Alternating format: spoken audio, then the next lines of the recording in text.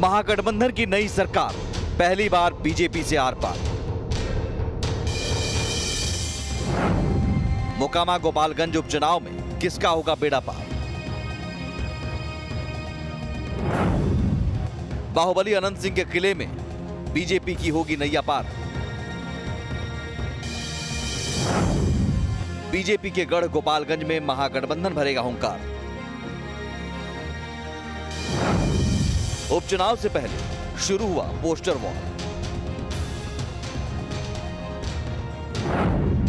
महाभारत के लिए महागठबंधन है तैयार।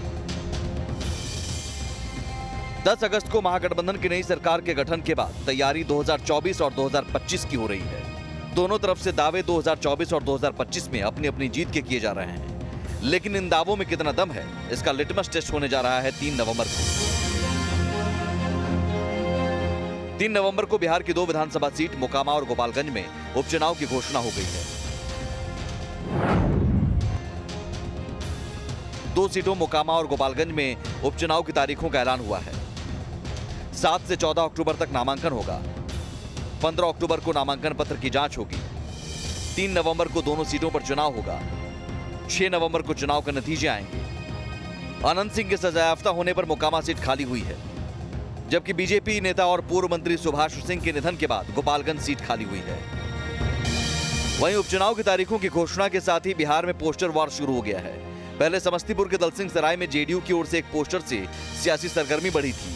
अब पटना में आरजेडी की पोस्टर ने एक बार फिर सियासी गलियारे में हलचल मचा दी है। राबड़ी देवी के आवास के बाहर लगे पोस्टर में आरजेडी सुप्रीमो लालू यादव को भगवान विष्णु के रूप में दिखाया गया है। वहीं कृष्ण के रूप में बिहार के डिप्टी सीएम तेजस्वी यादव और अर्जुन की भूमिका में मुख्यमंत्री नीतीश कुमार को दिखाया गया है। कुछ दिनों पहले समस्तीपुर के दलसिंह सराय में भी जेडीयू की ओर से एक पोस्टर लगाया गया था, जिसमें मुख्यमंत्री नीतीश कुमार को अर्जुन और ललन सिंह को कृष्ण के रूप में दिखाया गया था। राजद की तरफ से एक पोस्टर लगाया गया है। इस पोस्टर में आप देख सकते हैं कि किस तरीके से लालू प्रसाद यादव को भगवान विष्णु के विराट रूप के रूप में दिखाया गया है, जिसमें लालू यादव के अलावे अन्य जो उनके चेहरों में जो विरोधी दल के बड़े चेहरे हैं, उन चेहरों की तस्वीर लगाई गई है। और 2024 को लेकर के जिस तरीके से व्यापक महागठबंधन का स्वरूप बनाने का प्रयास किया जा रहा है, वो इस तस्वीर के माध्यम से देख सकते हैं कि लालू यादव भगवान विष्णु के रूप में है और अन्य जो चेहरे हैं वो अन्य राजनीतिक दलों के बड़े चेहरों को उसमें लगाया गया है।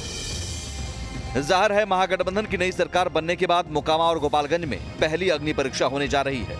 6 नवंबर को उपचुनाव के नतीजों से तय होंगे महागठबंधन बनाम बीजेपी में किसके दावों में कितना दम है। हालांकि चुनौती दोनों सीटों पर दोनों खेमों के सामने है।